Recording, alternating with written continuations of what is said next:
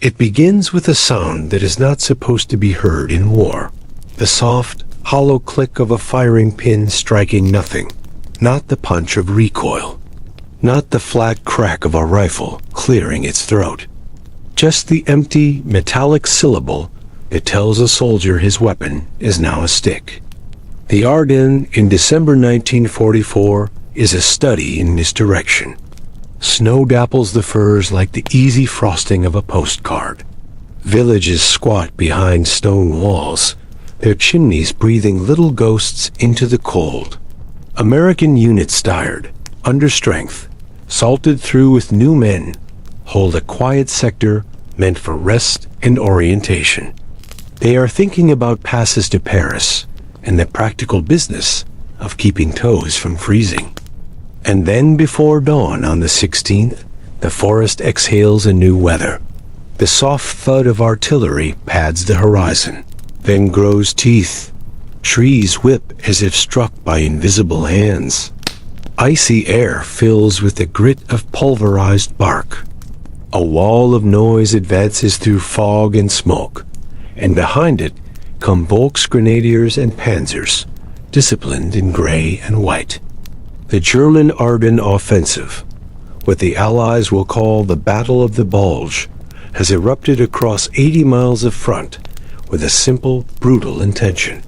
Punch through, cross the Meuse, reach Antwerp, split the Allied armies, and rewrite the winter. American foxholes become islands in a rising sea. Communications fray, map lines curl like scorched paper. In a clearing near Lanzerath, 20 men of a single intelligence and reconnaissance platoon, more scouts than shooters, watch as an entire German battalion forms across a snowy meadow. They space their rifles. They breathe slow. They measure their field of fire. They do what soldiers always do when surprise is no longer the enemy's advantage, but a fact that surrounds you. They fight. By afternoon, the meadow is a churn of footprints and bodies. The platoon leader calls to his bar gunners and hears only the cough of weapons that are warm to the touch and faintly smoking, the last rounds gone. A man shakes an en-bloc clip near his ear, as if a little sound might mean a round was hiding there. Another digs into his coat pocket and finds only the ragged corner of a chocolate bar.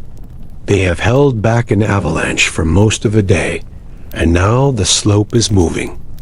Elsewhere, in the villages that dot the Luxembourg border, Clairvaux, Marnik, Hosingen et Saint Calculus is being solved in different hands. Companies of the 28th Infantry Division wake into chaos, their telephone lines dead, their outposts engaged. Tanks from the 2nd Panzer Division nose into streets built for horses, their engines idling like breath held in. A squad of G shares the last of the belt for a machine gun, while an assistant gunner feeds it with gloved hands that barely feel. A mortar crew warms rounds under their coats to keep the Finns from seizing in the cold and counts. We have 5, we have 3, we have none. Running out of ammunition is not one story in this battle. It is a condition that arrives in pockets across the front whenever surprise, weather, and miscalculation pinch a unit into isolation. It happens to a scouting platoon that fights a battalion to a standstill until dusk makes bravery look like madness. It happens to a farmhouse turned strongpoint, where a lieutenant tells his men to fire only when they can see eyes. It happens in a besieged town whose defenders measure their chance of holding until morning by the weight of the crates remaining in a cellar. Out of ammo in the bulge is not the army running dry. It is men at the tip of events discovering that logistics is merely courage written in numbers. The Allied machine behind them is enormous. Depots that fill whole fields with crates. Railheads that sing with work. Truck columns that keep time with the metronome of a war that is supposed to be winding down. But the Ardennes Offensive is a rip in fabric, and through it the cold and the gray pour in, along with every old truth soldiers know. That courage without ammunition has a deadline, that fire discipline can stretch a minute into 10, that sometimes the last grenade buys you not victory, but a little more time to be the person you meant to be. In Bastogne, which will soon be the city at the center of the hurricane, a paratrooper kneels in the doorway of a barn, an M1 balanced across hay bales, frost painting his breath. He feels for the last clip in his bandolier and keeps it in a pocket he can reach without looking. Somewhere out there are tanks he can hear but not see. Somewhere out there is the rest of his company. Somewhere out there is a road filled with trucks that cannot move because the sky is closed and the forest is angry. You think the worst thing a soldier can hear is a whistle calling him into danger, or a shell coming close, or the scream in his own skull that tells him to run. The worst noise on some days in that winter is a click. The worst taste is the metal taste of helplessness. And yet, in those moments, men find other things to throw. Their bodies into doorways, their words into each other's fear, their will into the gears of a machine supposed to roll right through them. This is not the story of ammunition alone. It is the story of what happens when ammunition is a character in the drama, capricious and late, and sometimes entirely absent. It is the story of truck drivers who turn their headlights off and drive by the smell of pine and gasoline, of quartermasters who become riflemen, because in the end, a bullet in a box is not as useful as a hand on a trigger, and the way to move a bullet from one to the other can require nerve few get to prove. Of artillerymen who put fuses to quick and fire at lines they can almost touch because the infantry on the other end of the phone has stopped saying please and started saying now. When the last clip falls into a pocket and the last belt lays across a knee, when the gunner touches the receiver and presses the butterfly trigger and waits, you learn the difference between the wars the maps show and the war the men fight. You learn that sometimes holding a line is the art of making a handful look like a full house. You learn that the word nuts can be more than bravado. It can be a way of saying we will ration our fear and our ammunition in equal measure, and we will make both last. The offensive opens like a fist, but the first hours feel, in many places, like confusion given legs. A fog lies over the forest, so thick it's as if the trees themselves are breathing. Radios hiss with static. In the foxholes of the 99th Infantry Division, the checkerboard, new to combat and strung thin along the Losheim Gap, men are shaking snow out of their coats and thinking about hot coffee when the German artillery lands. The ground leaps, slivers of wood scythe through air. Someone yells a joke without meaning to, because words come out crooked when your heartbeat is a drum. Within minutes, battlefield arithmetic changes. In the I&R platoon of the 394th Infantry Regiment at Lanzerath, there are 19 enlisted men and 2 officers, dug in along a fence and a hedgerow. Across the way, an entire battalion of German paratroopers begins to cross a field. The Americans hold their fire until the range is ridiculous, until they can see fabric, not just shape. Then their rifles and a couple of Browning automatic rifles tear into the snow, and the world where the paratroopers expected to walk becomes a place where they fall. The platoon repels attack after attack, dribbling their ammunition into the day precisely and without panic. They are scouts, not supposed to hold ground. They hold anyway. By late afternoon, with the daylight leaking away and wounds mounting, their ammunition wanes to the small countable numbers that do not belong in war. 3 rounds, 1 clip, a single grenade, nothing. They are flanked and overrun. The survivors become prisoners. Their stand hours that ripple the timetable of an entire German corps will be rewarded with decorations that come decades late, as if history itself had to rummage in a drawer to find the right ribbon. Down the line, in the sector held by the 28th Infantry Division, companies of the 110th Infantry are doing their own math, with pieces borrowed from fear and training. At Marnock, Hosingen, and later at Clairvaux, American riflemen and machine gunners fight house to house, barn to hedge, staircase to doorway, against the gray wave. The Germans are well trained, and many carry the new assault rifles that fire in short bursts, eating range and hesitation. In weather that turns oil to glue and breath to steam, G is coax their M1 South and Brownings to life with mittened hands. Ammunition is there at first.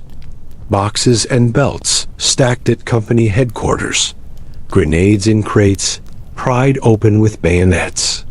But the German advance, quick and hungry, slices roads, turns crossroads into killing grounds, and suddenly the warehouse of a war is on the far side of a problem no one planned for.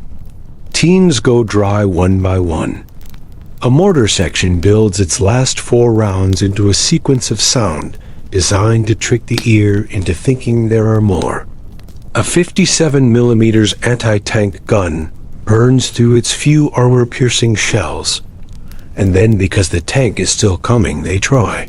High explosive like a man throwing stones at a train. In a tight village street, a tanker yells that he has nothing left but a coaxial machine gun and curses into the cold fog as a panzer climbs the hill toward him with the leisurely arrogance of a predator unchallenged. The surprise is not total in the staff tents behind the lines. Intelligence had whispered about an attack, but whispers do not move trucks. Weather pins allied aircraft to the ground. The sky that has been America's ally for months metal with wings patrolling every road becomes a ceiling too low to permit hope.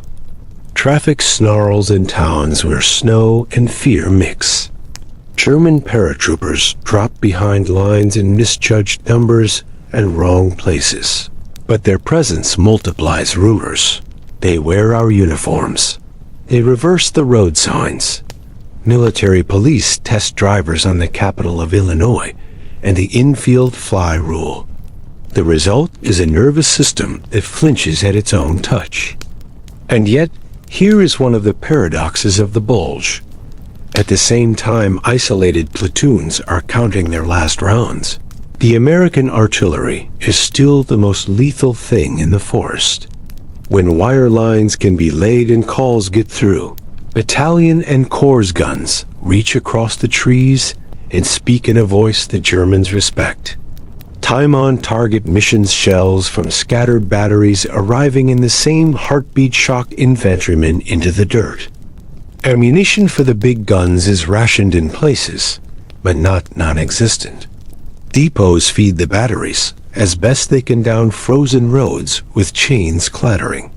In the first days, some batteries fire until their tubes glow and then shut down, not for lack of shells, but to cool the steel that is beginning to lose its temper. In the villages where rifle companies hold on too long by design ordered to delay, to give the line behind time to turn and face what is coming running out of ammunition, becomes a fuse that burns toward a choice: stay and die, or fall back and live to fight again. At Clairvaux, a garrison fights from a castle, and then from the streets, bringing down a steeple on a tank with artillery called in too close. Radios shout with words that are 3 seconds from tears, and then flatten into the dry reserve of men deciding. Some units surrender because there is nothing left to feed their rifles.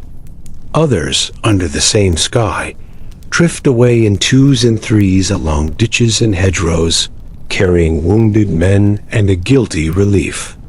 The retreat is not a route, not everywhere, not as often as the myth would have it.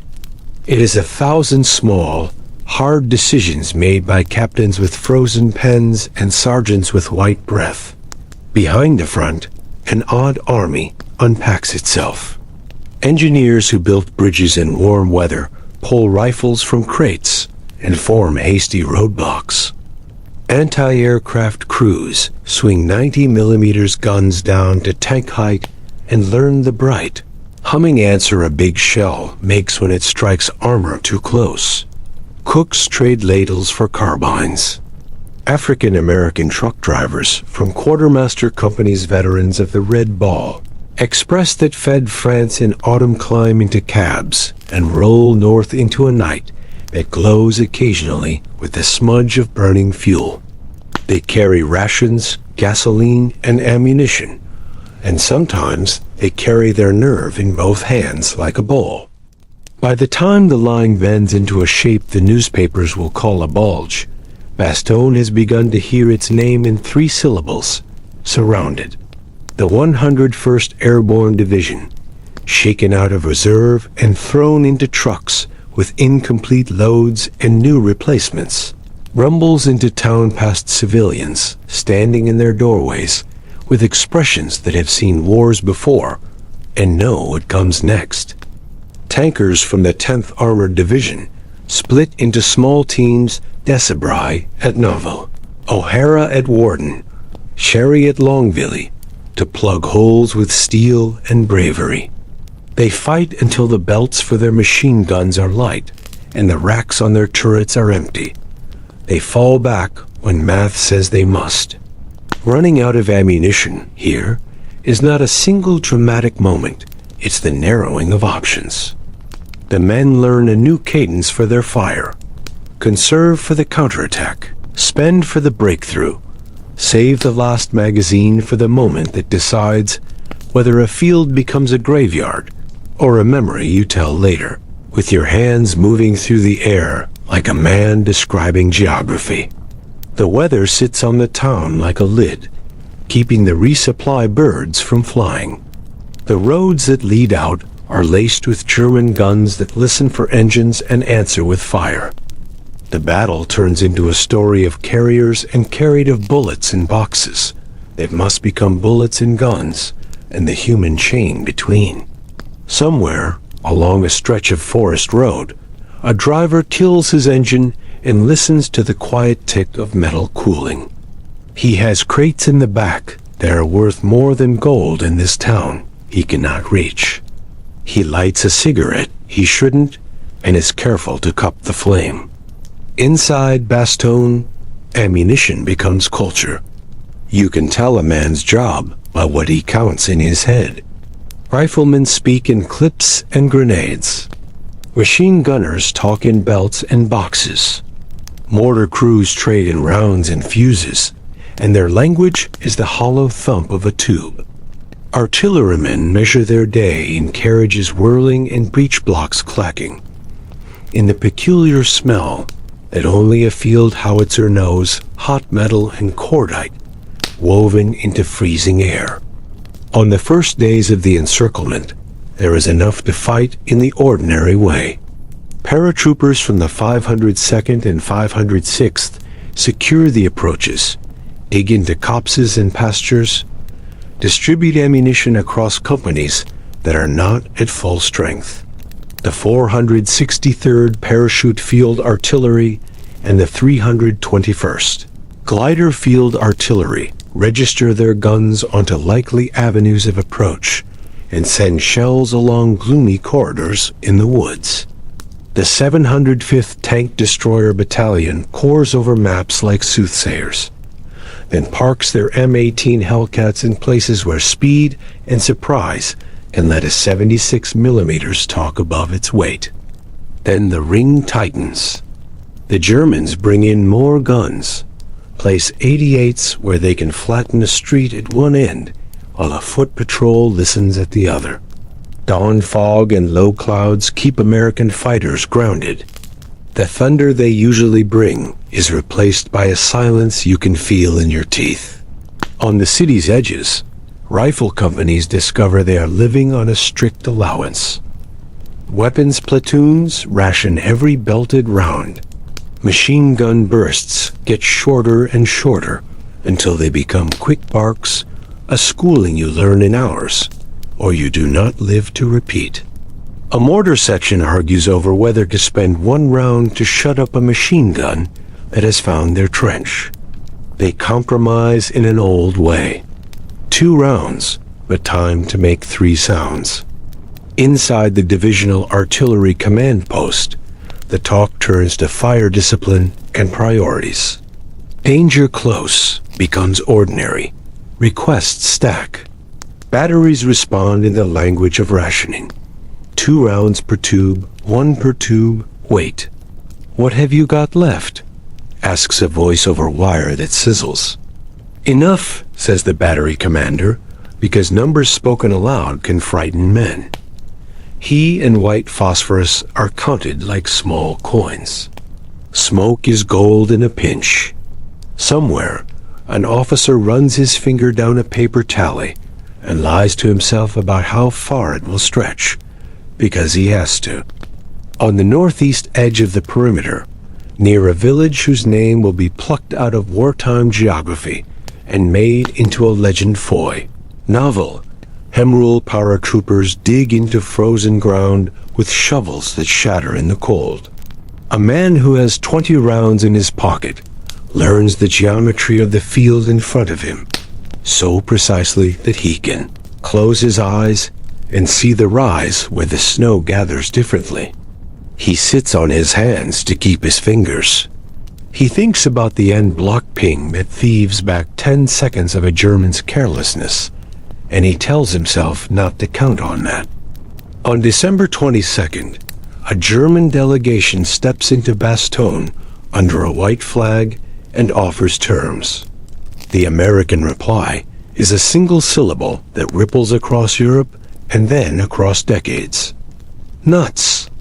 It's bravado, yes, but it's also arithmetic. The men who will have to make that word true are counting boxes in cellars and weighing the last belts of ammunition like bakers with a scale.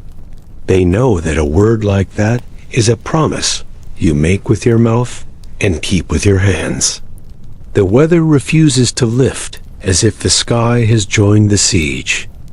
On the 23rd, finally, there is a seam in the gray. Air resupply, planned for days, pours across that seam like water finding a crack. C-47s and gliders swing low, slow, and too brave, following beacons set by pathfinders who walked their equipment through shell bursts, and then made math on the ground with wires and stakes. Parachutes bloom above the town in colors that look indecently cheerful against the snow. Gliders land in fields that do not love them, their fragile bones cracking in the rescue they carry.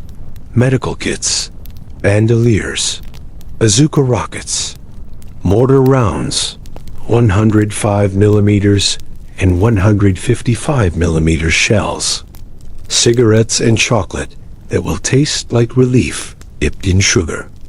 Men run toward the bundles and cut lines with knives that have been used for bark and bread. There is a sweetness in opening a crate that holds your next hour of life.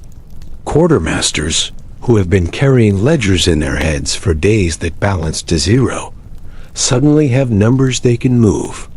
They pile ammunition on jeeps and sleds and shoulders and send it out like bread to a starving city. Resupply does not end the rationing. It is not immediately enough. It does not case-harden courage or keep cold from its quiet little victories. It buys time. A mortar section that had 2 rounds now has 6. A machine gun team that had a belt has boxes. An AT trooper warms his hands around the curved cylinders of precious rockets and laughs, because the shape has never looked so beautiful. A rifleman who has been loading single rounds by hand, because his last clip bent when he fell into a ditch, fingers the curve of fresh brass and feels his breath slow. The fight knits itself tighter now. On Christmas, German armor hits at dawn, moving against the cold that makes engines complain. At Champs and Hemrule, tanks nose into the dark and find paratroopers who are waiting with a mixture of old and new tools. Bazookas fire at angles, learned the hard way.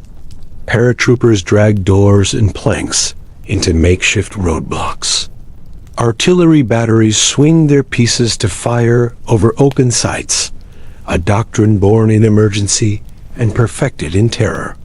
The 463rd and 321st pour shells, so close to their own lines that the rounds seem to be thumping the heart of the town. A battery runs out of what it needs, and then makes do with what it has, which is often worse, and sometimes enough. There is a story that on one of those mornings, a gun crew fired its last rounds at tanks that seem indifferent to small explosions, and then the sergeant told his men to get ready to run. Another unit appeared with ammunition, like a cavalry that doesn't bother with trumpets. Maybe it happened that way. Maybe it didn't in that exact shape. What is true is that in Bastogne, for days, ammunition was a braid. What you could hold, what you could borrow, and what you could believe was coming. When Patton's Third Army punches north and one of its spearhead's 4th Armored Division cuts into the ring on December 26th, the town exhales in a gust that smells like cordite and wood smoke and swear words. Relief does not feel like the end of fear. It feels like permission to stop spending courage so recklessly. The roads are still dangerous, the sky still a threat, and the Germans still watching with weapons and patience. But trucks begin arriving with a rhythm that can be planned around, and the word ration starts to pass through fewer mouths. Bastogne will remain a fight of inches and days, but after the sky opens, the arithmetic changes. A rifle company that had spent its last grenades on the skirts of a village finds new crates stacked like arguments. A machine gun that had been fed from a patchwork of scavenged belts receives fresh ones that coil like snakes in their boxes. Men who once clicked empty triggers now have the luxury of a warning, the feel of a light magazine that tells them to reload before that click can humiliate them again. History will make Bastogne a symbol, because symbols are how we tell stories we cannot stand to make literal every time. In the lives that composed it, the siege was instead a set of very practical problems solved by men who were brave and tired and cold. How many rounds? Who gets them? When do we fire? Where can we get more?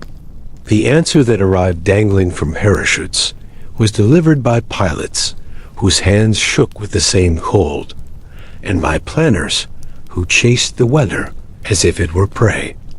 The bulge is not only Bastogne. North of the forest, on the Elsenborn Ridge, the 2nd and 99th Infantry Divisions set their boots on high ground and say, in the language of artillery and infantry, "At retreat is not on the menu today." Here, the American machine announces itself with steel, the heaviest concentration of guns First Army has ever brought to bear in one place. The snow churns under the weight of trucks loaded with shells. Recon men mark firing points with stakes that look like humble sorcery. The ridge becomes a wall the German army cannot crack. Ammunition, for the moment, is abundant enough to do what cannons were built to do: interdict, batter, protect. The word short on a firing table is a sign. The word repeat is a minor prayer. Between Elsenborn and Bastogne is St. Vith, a tangle of streets and rails, and the kind of road network armies dream about controlling. The 7th Armored Division rolls in and discovers that it has arrived not at a traffic node, but at a test. They hold for days, creating an egg-shaped perimeter that is as much courage as cartography. Ammunition ebbs and flows with the hours. Tank crews swap belts in the street. Infantry share crates up stairwells that smell of fear and laundry. When the order to pull back comes, it is received not as a defeat, but as the logical end of a problem solved for time. The goose egg cracked only when it had served its purpose, buying hours the enemy did not have to spare. In those days, logistics is a word too large to fit into any one man's head, but the parts of it are in everyone's hands. Quartermaster truck companies, many of them staffed by black soldiers who have been fighting America's older war, even as they fight this one drive the arteries of the front like marathoners. They put chains on tires, sling snow from fenders with their own shoulders, run blackout routes on roads that do not forgive mistakes.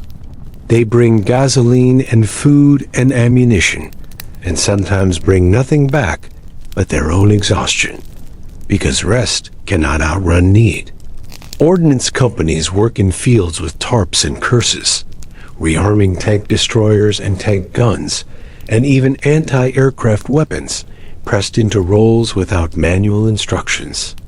One night, a half-track equipped with a quad .50 caliber mount, the M16 multiple gun motor, carriage sets up at a crossroads and discovers it is now an anti-personnel and anti-vehicle argument that brooks little reply. When high explosive is scarce, tracers build a fence no one wants to climb through. The men in the quad turret do not think of themselves as heroes. They are men whose ammunition still sits in metal boxes stacked within arm's reach, who have learned that if you have it, you use it well. At Malmedy and Stavelot, the German armor pushes hard. Kampfrupp Piper a name, it becomes shorthand for speed and violence, snaps up fuel where it can, and snarls at places it cannot. Its tanks seem invincible until the arithmetic that has haunted the German army all year reasserts itself. Fuel is the tyrant no general outvotes. The road near La Glaise becomes a museum of abandoned ambition. Panthers and tigers left like sculptures when the last barrels ran dry. The Americans who had been counting their own scarcity watched this with a kind of grim satisfaction. The German plan had always included their logistics shortcut steel Allied supplies along the way. When that fails, the offensive begins to starve. Elsewhere, the smaller stories stack into a ledger. A weapons platoon near Crinkled Rochereth fights door to door until the last bazooka tube goes quiet, then strips rounds and belts from men who will not need them anymore, with hands that are gentle in their way. Engineers at a bridge rig charges and keep them dry beneath a tarp of spare coats, waiting until the first German vehicle can feel the boards before they light the fuse. A patrol blunders into a pocket of men from an artillery battalion that had been caught on the road and fought until the last shell case cooled into silence. The survivors talk in the clipped diction of men whose words are rationed to the size of their breath. And then there are the runs. Men on trucks doing the kind of driving that doesn't make it into paintings. Roads glazed with ice. Ditches that open their mouths if a wheel slips an inch. Towns where military police wave them through with a speed that says the math is tight today. They show papers to harried MPs who ask them the name of the capital of Illinois and get Springfield in return, because the rumors about Germans in American uniforms and accents that slip on baseball are not a joke. In the back of the trucks are wooden cases with stencils that might as well read, Hope. They swing into improvised depots that have moved 3 times in as many days and are told to turn around and go again. They do. The bulge is a theater of extremes. A great, unexpected hole in a front that had felt stable. Weather that seems to pick sides, and then change its mind, masses of steel thrown into a forest that laughs at plans. The men in the snow learn to put their faith in the ordinary work of extraordinary days. A sergeant who knows exactly how many rounds per minute his gun can really fire without burning itself to death. A corporal who can lash a sled from fence rails and rope and turn it into a way to bring ammo forward and broken men back. A private who keeps the firing pin in his garand, greased just enough to move in temperatures that make breath brittle. By New Year's, a bulge has stopped growing. The German advance has petered at the edges of maps they had drawn with a ruler and a confidence that looks foolish now, only because the men who held in front of them made it so. Patton's attack from the south forces the ring around Bastogne to buckle and then break. First Army from the north leans in with her pride and the full weight of its guns. The pocket closes in grim stages, and the fighting slouches back to a kind of normal that is still lethal, but no longer feels like a hand around the throat. In diaries and letters that would not be mailed before censors and time had their way with them, soldiers write about running out of ammunition in the tone of people who have decided not to be impressed by the things that almost killed them. We got down to rocks. One man writes, meaning not that he threw them, but that he thought about it. Had 3 clips left, says another, and you can hear the relief when he reports that a truck finally ground into the field behind him, and men jumped out throwing bandoliers like men throwing rope to the drowned. When the snow melts, the Ardennes reveal what winter had kept under a white lie. Churned fields, shattered trunks, villages where every corner keeps a secret. The battle becomes a geography of stories. Somewhere, a farmer plows up a brass casing in spring and hears a sound in his head, the shell being rammed home, the order to fire, the echo in trees that held smoke like a shawl. He tosses it onto a pile with bits of steel and decides to ask an American tourist about it decades later. History books draw arrows and shade patches and count divisions. They write about strategy. Hitler's last gamble, Montgomery's debates, Patton's turn. They tell the truth about the big machine. But the way to understand when American troops ran out of ammo at the bulge is to stand in a doorway in your mind and look down a white lane and imagine that what you have left in your pockets is what you have left in the world. It is to know that logistics is not boring, that it is the bloodstream of everything we admire in combat. A bullet's journey from factory press to wooden crate, to truck bed, to gloved hand, to magazine, to chamber to target, is an epic compressed into seconds. Break any link and you get that small, dishonored sound. Click. The battle changed the U.S. Army in small ways that tallied into larger ones. Fire discipline stopped being a word that lived only in manuals. It became a memory men passed down to new recruits with a tone that made obedience into a kind of generosity. Save it for when it matters. Don't make noise when silence can do the same work. Ammunition resupply began to be planned, not as an afterthought, but as a co-equal with maneuver. The lessons were as prosaic as better winter grease for weapons, and as profound as the habit of building redundancy into everything that matters. The bulge also showed that the American Army was not just an army of bayonets and tank guns. It was a republic in miniature, where truck drivers and bakers and electricians and clerks could be asked to become something else, and did. The drivers, often black, too often unthanked, drove into a geography that turned their profession into bravery. The ordnance men kept guns that should have died alive. The quartermasters counted and counted, and then, when numbers did not solve a problem, they shouldered crates themselves. If you want a different statue for courage, look for a man in a wool cap with a cigarette in his mouth, lifting a wooden box as if it were part of him.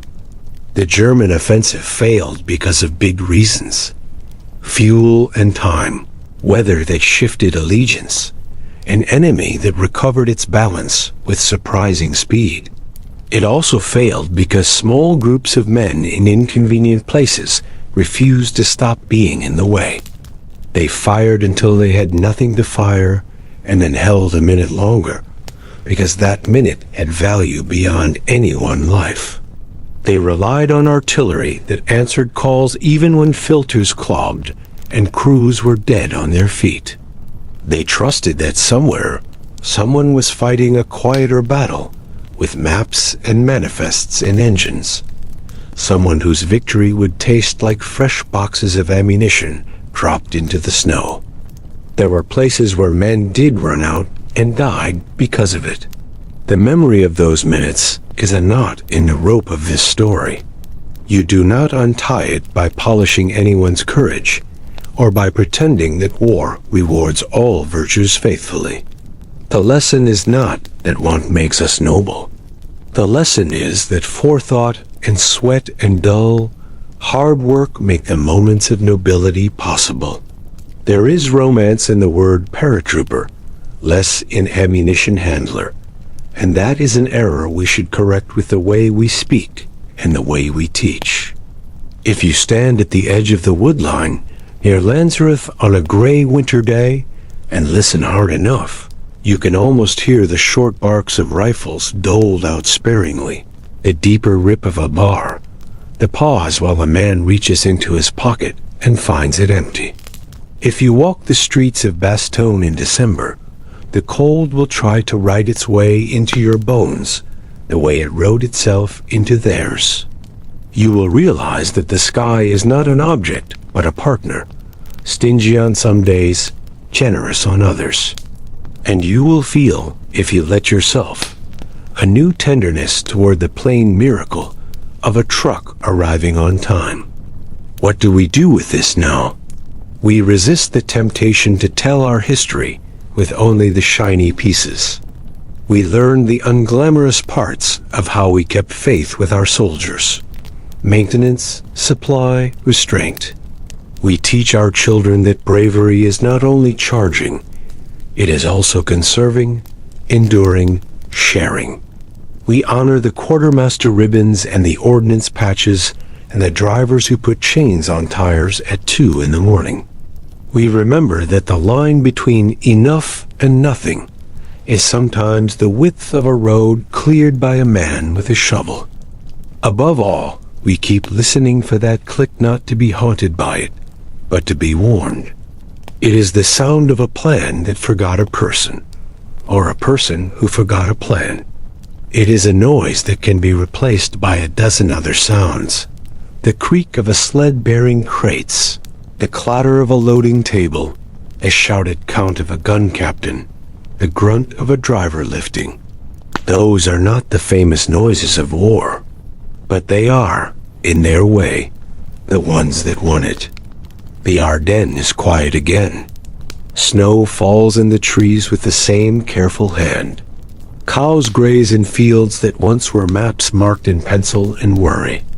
If you go there, and you should take with you a small, invisible box. Put into it the names of places: Lanzerath, Elsenborn, St. Vith, Bastogne, and the names of things: clip, belt, round, fuse. Carry it the way a soldier carries what he cannot afford to lose. And when you get home, open it around a table and tell someone young that war is not only about the bullets you fire. It is also, and maybe most honestly, about making sure you never hear that terrible click.